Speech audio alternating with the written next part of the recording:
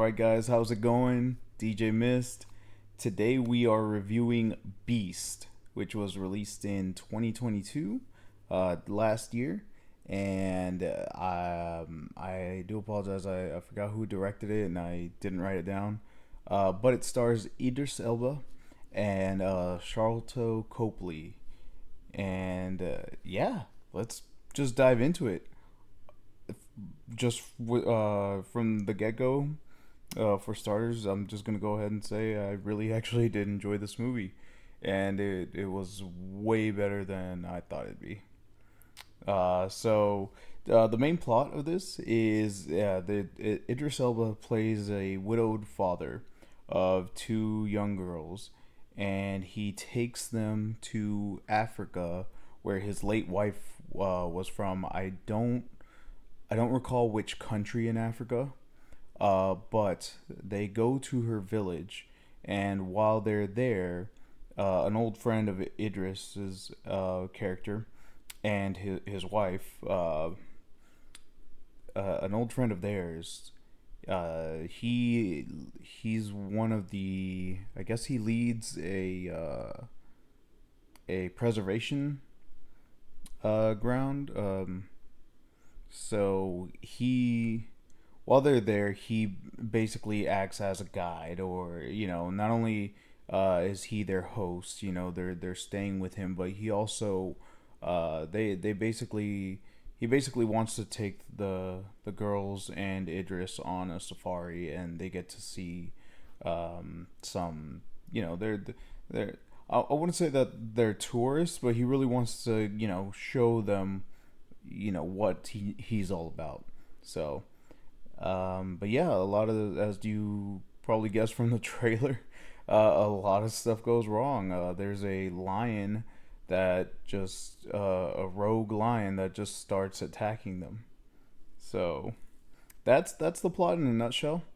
Um, but yeah, let's go ahead and start with the good. So there's a lot of good in this movie. As I stated from the beginning, man, I really, really enjoyed this movie, and I did not, I did not expect to be as good as I ended up liking it. So that was a pretty pleasant surprise. Um, as far as like what a regular movie entails, I mean, this what it has good. I mean, this movie's from the acting, the timing, just the way it's shot.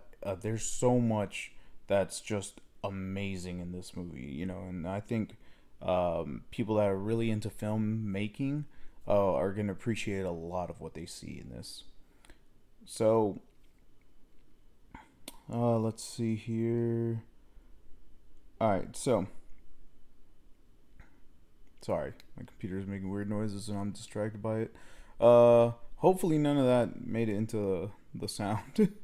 But anyways, so as far as like, yeah, let's just jump into the good. So there is an amazing family and friend aspect here. So again, Charlotte Copley plays an old friend of Idris Elba and his wife, and you really believe that these guys um, have have a history. These guys really act like you believe it. You believe that these guys have known each other for years, probably decades even. And it's what I really liked is that there's a lot of sentiment behind both of them, but not only when they're interacting, but for example, like Charlton Copley's character. There's which I believe the girls refer to him as Uncle Martin, and which is really endearing as well. That they call him Uncle Martin, uh, and his character, anytime that remember, Idris Elba is widowed, so anytime I mention or I say his wife, I mean his late wife. She is gone. She has died in this movie, and and that's not a spoiler. That's very well established in all of the marketing. So, um, or at least I think it was. Anyways, so um, but anytime that there's not only conversation between these two men about said said said late wife, said lady, there it's not only that. Anytime Charlton Copley's character addresses her, you see it in his eyes and hear it in his voice that he truly had this friendship with her as well, and that just goes to, I mean, just the credit to Charles Copley for just he's always good in everything he's in. I mean, I loved him in District 9. That's the first movie I ever saw him in, or if or first movie I ever recall seeing him in, and he was a jerk. I hated him, but that was the point in Elysium. And so, man, Charles Copley, like, he nails every role that he gets. He's great, and yeah, man, there's so much emotion when this guy references this Idris's dead wife. That I believe that he was there. That the friendship that he had with Idris's wife was there.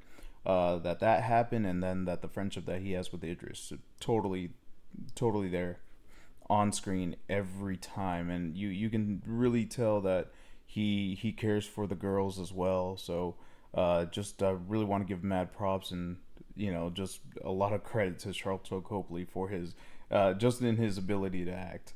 And one other thing that I thought was really cool too, was really well done actually. So the family dynamic, there's a lot of tension between the girls and Idris, because of their mother. That it never says how much time has passed or how long ago she it has been since she passed away, but it gives the high implication that it wasn't that long ago. It doesn't give the feeling or aura that I got throughout the whole movie is that it couldn't have been more than a year. Um, it I don't feel like it was too recent, but it couldn't have been more than a year. So um, that's but okay. So that being said, the girls were more fond of their mother. All right, and Idris plays a somewhat disconnected father. One thing that I really like is that again, going back on the realism of that is displayed here. This one thing that's amazing is that these girls, they're not brats. They're not just there to be angsty teens. And the younger of the two, if she's not a teenager, she might be a preteen. Like she's getting there to that age. The older one is definitely a teenager, but I think the younger one might be 11 or 12 maybe. Um, so if she isn't already a teenager, but yeah, no, these girls, they're not just there to be, again, like just just teens that are angry at their parents for no reason. No, any time an argument gets brought up, it is fully justified. On top of that, both of these girls really respect their father. Uh, Anytime that the older one is, has more, um, is more uh, compelled to, call her father out on her, why she's upset, and certain disconnects that he has. And every call out, not only is it justified, but it's done in such a way that, again, you can tell that these girls, and the older one specifically, you can tell that the respect of this is my father is there. Like, she is being straightforward but very respectful throughout the whole thing. So I really love that. This is not just some bratty teenager. No, like, every point she makes is really awesome. And and Idris himself, when one thing I really like, it's just, he when he is called out on the things that he is called out, he is not just that he is not a stubborn father at all. Like, he is not the like most protagonists would be in that situation. No, he actually, even while they're being attacked by this lion, he takes the time to reflect on himself, recognize where he went wrong. But I mean, he hears his daughters out.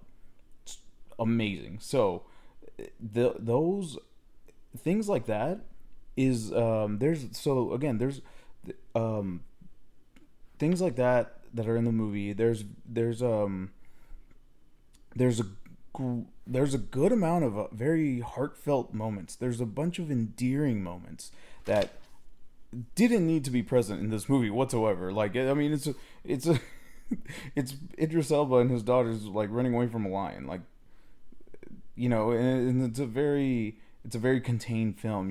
Like, they don't travel much like this, but they didn't need this, and they insert it here, and it's just phenomenal how it works.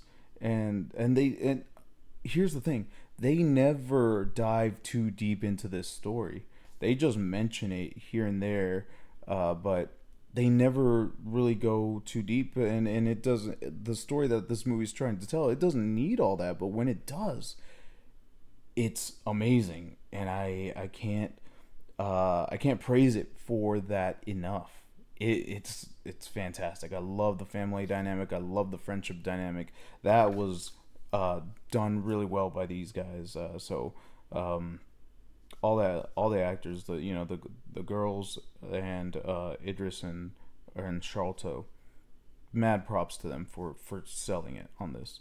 Um, so that's again, that's a huge strength that this movie has. It's establishing the characters and establishing their roles. Like, you know, one's the friend, one's the father, and then the two are the daughters and siblings. Very well done. Um, let's see here. I think I already went through that. All right. Oh wow, I went through a lot of this actually. So yeah. Another thing that this movie's only an hour and a half long, so timing is done really well. It's a short movie and it's a simple plot. It's just, again, that they're just getting attacked by this lion. But even though it's a short movie, nothing ever felt rushed, which again makes the movie just that much better. It makes the watching experience.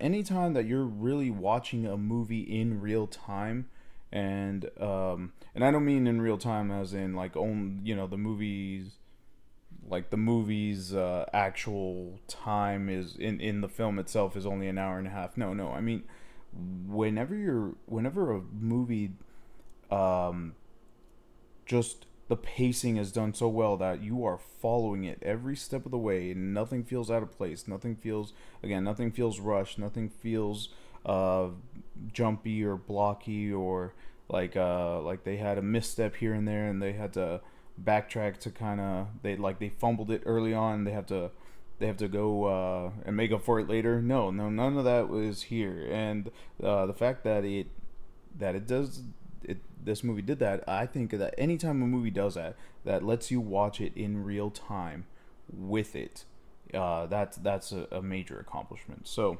that with this being not only a short movie and a short plot, it um again, it doesn't, not only does it in that short runtime does not feel rushed, but it doesn't feel, for such a simple plot. And it always surprises me with movies like this, where what I like to call stationary movies is basically where, or contained movies, where the setting is, or the either all or the vast majority of the movie takes place in one location, and doesn't stray far from there. It always surprises me because I've seen way more movies like this. It sucks because I'm not gonna lie, I'm very harsh on judging a book by its cover. when I see a trailer and I know that this is gonna be one of those, especially this one, the when I'm like, the plot is Idris Elba's getting attacked by a lion, and that's the whole movie. Like, I didn't think that they could do much with that, but with such a simple plot, even in that hour and a half, it doesn't feel stretched too thin. So it always surprises me when these writers are able to just make every minute count, and not get you bored with such a simple premise. So, and this is one of those movies. Yeah, everything's contained, but there's so much substance here, and it never felt like it needed more than an hour and a half. I mean, it knew what it needed to do, and it knew how to do it. So that's really good too.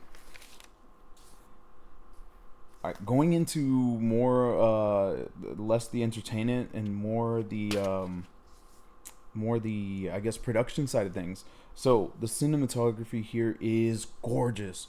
This is the first movie ever since Jurassic World: Fallen Kingdom that I have like really noticed the camera work as I'm watching it and just admired it. So that's I remember when watching Jurassic World: Fallen Kingdom, and my first impression of that movie was not all that great, but I couldn't help but be distracted in a good way, mind you, by the cinematography. I was like, wow, like all these. There's so many great shots in that movie. There's so many great, just camera placement. The just not only the camera placement, like frame the what's in the frame is amazing. And here it's a lot of the camera movement. So there's a lot of long there's a lot of long shots here, like single shot takes, and there's a lot of them, tons of them. Yet somehow it does not feel gratuitous at all. It does not ever feel like it is there is one too many of these shots, but there's a ton of them. Now, most of them, from what I could tell while I was watching them, while I was watching the movie, most of them are all done in a single take, and there is no CGI. There are a few shots where I feel like yes, CG had to be used, but great. So if you, I don't know if the mic's picking up that, but there's this neighbor that I have that has this really loud car, and always around this time, which I'm an idiot for filming this, just revs up his car, and it's really annoying, and I'm just like, dude. And it's always the same time. I'm like, I think this guy works 7 days a week, and it's ridiculous. Alright. I think he's gone. I hope he's gone. So I am so sorry for that, man. It sucks to get interrupted. When like especially when I'm like really hyping something up, you know. So that kind of really sucks. But no. Well, there are a few shots where I feel like it couldn't have been helped. There's CG that had to be used to blend, you know, the shots. But for the most part, most of these shots that are a single take, oh yeah, no, they are a single take. And they, you know, there is no CG manipulation there to make you think, you know, 2 or 3 shots are all one shot, and a lot of movies do that. But no, here they are done really well. And one thing that I like about these, when I say it's not gratuitous, even though there's a ton of them, uh, it feels natural. It's not like a lot of movies that have singles, you know, long takes, where they're like they're begging for that attention. They're like, oh, look at me, look at it, like look what we can do. We have this long shot that we practiced for I don't know how long, and it's like, oh, we're awesome. Now don't get me wrong, I am very, very sure that that takes a lot of work, and that the payoff for one really long shot looks and feels amazing for everyone involved. But this movie doesn't do that. It doesn't beg for your attention with these long shots. On top of that, the again going back on that dynamic, Idris with interacting with his girls, and you know, anytime that the family is together, or Charlto and Idris, but anytime that one of these long shots is present, it really makes it to where um, it feels natural. Like these guys are not stumbling over their lines. They are not trying to remember what they're trying to say. They're using their environment to their advantage. Like it is just everything that they're doing is making the movie stronger, which is again amazing. So the shots are there's not, with an abundance of long shots, none of it felt like too much. So that was really done well. There is actually one shot that I really love that I wrote in there. That so when I also say that the cinematography is great, again we're talking about camera placement. We're talking about um, not just the placement, but the camera movement with these long shots. There is one shot in particular that I loved, where Charlto's character is he's in a jeep, and the camera is right in front of him, and but at the angle that it is right in front of him and a little bit above him, and it looks like it would have been one of the most inconvenient locations, not only for the actors but for the crew, like to get that camera there. And it's it's just a gorgeous shot. And again, it's not, the movie is not trying to get your attention, which I love, man. There's so many shots that are like, dude, they're creative. Like you can tell that that the director is just going just having a heyday with his creative shots, and none of them are begging for your attention. I notice them just because I'm into filmmaking, but I don't think a lot of people are gonna pick up on that, even though it's very pleasing to the eye. So that, love stuff like that. And even though I haven't really made much stuff myself when it comes to like projects, that's one thing. As someone who likes to film stuff, I can tell you that for sure that that's something I love to do. You always love to mess with different camera, not only angles, different camera, just camera movements. What you love to mess with the camera, and I can, and it's beautifully executed in this movie. So another few strong points are that the CGI is really actually really good. That lion looks very good. So then there's there is a scene where there's more than one lion, and that those scenes look really good as well. They that it it wasn't anywhere near the like the Lion King level, but it still looks really really good.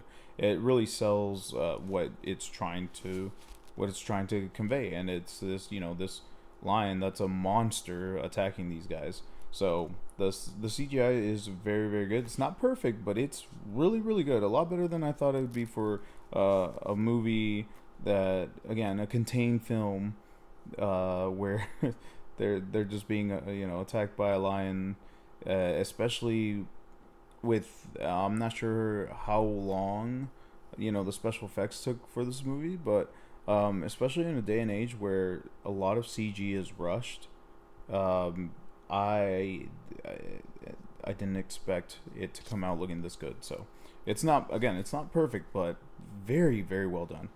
And the night shots. So again, cinematography. The night shots look amazing. So there's a lot of night shots for a lot of movies where the lighting is like there's a ton of it, and they always, I guess, coincidentally have a full moon to like basically lie about their lighting. This is not the case. No, though the dark shots for the nighttime are dark. but they're clear, and that's what I love. Like you can see what you're looking at. Like you can see very clearly everything, and but it feels like nighttime. It really does feel like nighttime on the night shots. There's no full moon, as an excuse to get more studio lights in there. No, the night shots really do feel like they are out there in the dark. So that's also something really cool about the movie. Um, and then the attacks. So one thing that I really like about this movie is that the attacks feel real. So there's many times where in movies where there's a creature chasing people, they can't.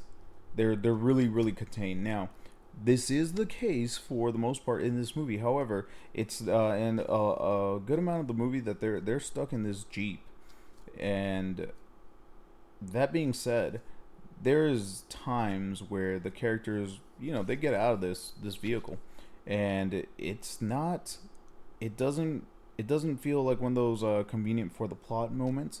And one thing I'll say that now I've never personally been stalked and attacked by a predator, but from what I've from what I've seen in like a bunch of like nature documentaries, and their behavior, I truly believe like I believe the level of aggression from this lion. Like it is not just like they are trapped, and I hate movies like that where they they barely open the door and bam, the creature's there. It's like, no, that's I mean it no this animal, it it's cunning. It's studying them. It waits. Um it's not just a mindless monster. It knows when you get the sense that it is thinking, and it it it is thinking of when to attack. It is waiting to attack. It's not just like as soon as like it sees some type of movement, it is going for it. No, that's so that's one thing. Even though again, I've never been in a situation where I'm being attacked by an animal, but I think it gives a lot of realism there. So again, from going just looking at documentaries, not only with this thing waiting to strike, I mean the amount of freedom that these characters are given when they're able to walk out of this jeep, that's also very realistic. It's not, you don't always have to build up the tension by always having the creature at an arm's reach. No. That being said, it doesn't mean you're not being hunted just because the creature's not right outside your door. And so again, very good things that, and this again, I haven't done my research on any of this. This is all just me judging by watching, like I said, just documentaries of lions, tigers, and other animals just attacking attacking their prey. So, but it works. It works here. So, and that is that sums up really everything of as far as the good. Onto the bad. There is very little bad that I have to talk about. Very little. So, um, the first thing that I wrote, which I kind of already touched up on, the CGI has a few rough spots. Oh, so okay. On that note, literally, there is so much good in this movie and I enjoyed it so much that the bad is all just gonna sound like nitpicks, and it probably just is nitpicks because I really didn't have anything bad to say about this movie. Like I really, I enjoyed it that much. I was like, man, what did I think was bad? There's only one moment while I was watching the movie, and I'll get into it in a bit. There was only one moment where I was like, okay, this is bad. This is bad. But other than that, no, the whole movie is pretty freaking awesome. So, what's it called? So the CGI has a few rough spots. Um, but that's again, that's a nitpick. Like it's not perfect, but for the most part, the line looks real, and there's oh, what's it called? There's just yeah, no, there's the line looks real. There is one scene with a vehicle that uses CG, and for the most part, that looks great. There's there's a few spots where you can tell that it's CG, but it doesn't take you out of the movie, so it's not even like that bad of a thing. And actually, I have to backtrack a little bit. One thing that looks amazing in this movie, actually, well, no, I guess I can mention it here because it does go with the CGI. It is a quote unquote bad thing, but it's also a really good thing.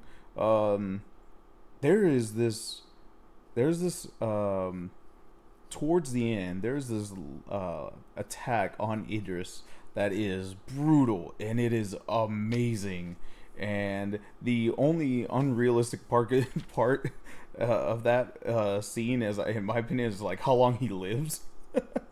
But man, it is yeah, like how long he lives from that attack. But other than that, no, it's done very well.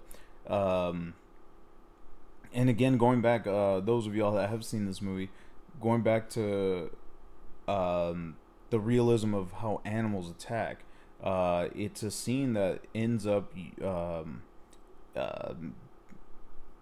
it ends up having more than one lion in it, and again, how these multiple lions start to react and behave.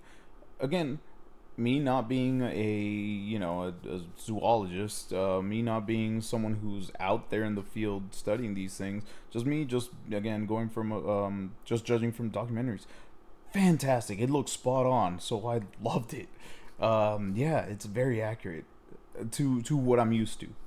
So none of this very in very few scenes of this whole movie did I have to suspend my disbelief. Like there's just well done. So again, rough spot on the CGI.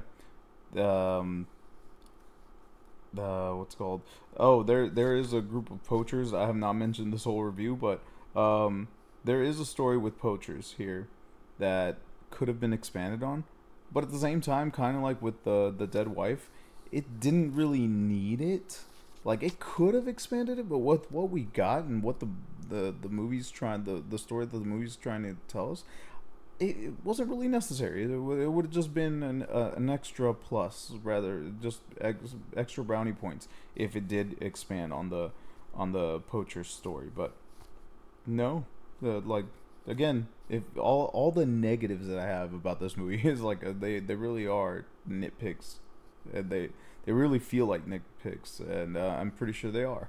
Um, but another thing is that the lion's motivation for attacking our main characters could have been explained a little bit better. Like they explain it, but it's also very flat, and you are kind of wanting a little bit more. Even after they explain, you're like that's it. Like, could you get a little bit more substance with that?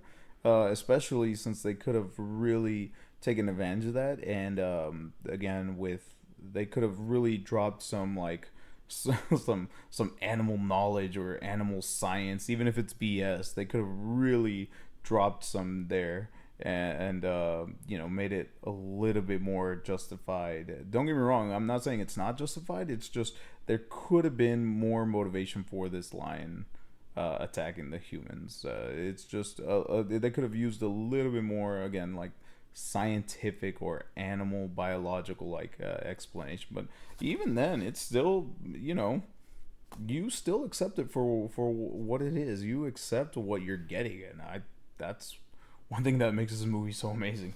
So, um, yeah. So overall, this is a very fun. It's a very intense and very gripping movie.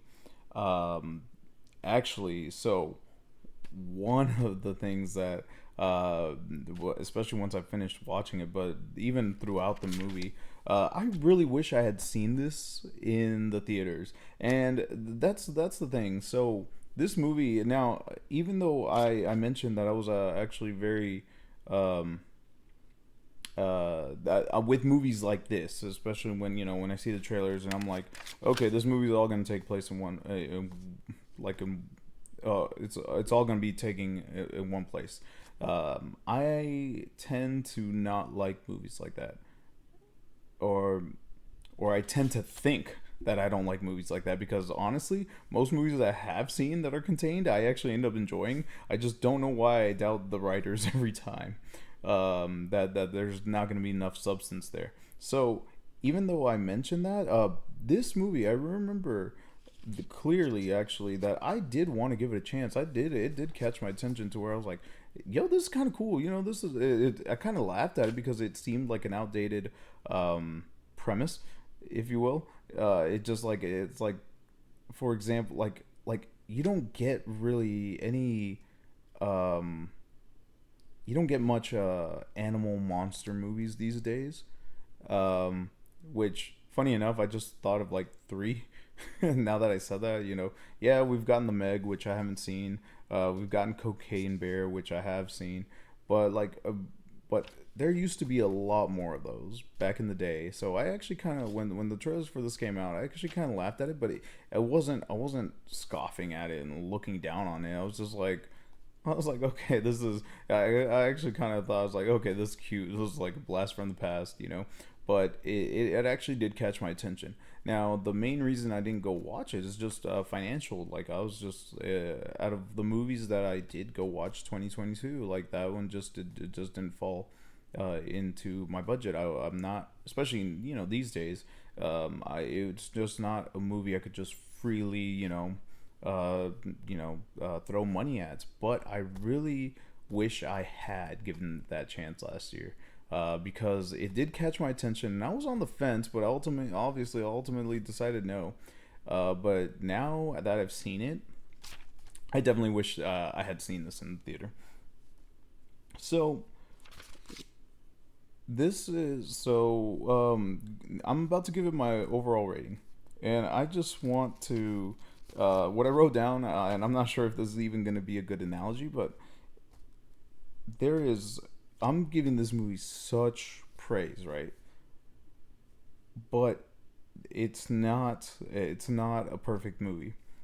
All right, but it rarely has any flaws. It barely has any of those. Oh, wait. Sorry. Before I go into I do apologize. Again, my notes are a little bit scrambled. The one bad thing, and I'm not gonna spoil it, but but those of y'all that have seen it, uh, know what I'm talking about. And it actually, funny enough, has to go with that that um that attack that I'm telling you that includes multiple lions. Um, the movie shows you and doesn't tell you the logic that is going on during this scene. And I thought, great. And then like 3 to 4 minutes later, the movie has a character tell you what just happened. I'm like, are you serious? That is the only legit negative that I was just like, man, this is stupid.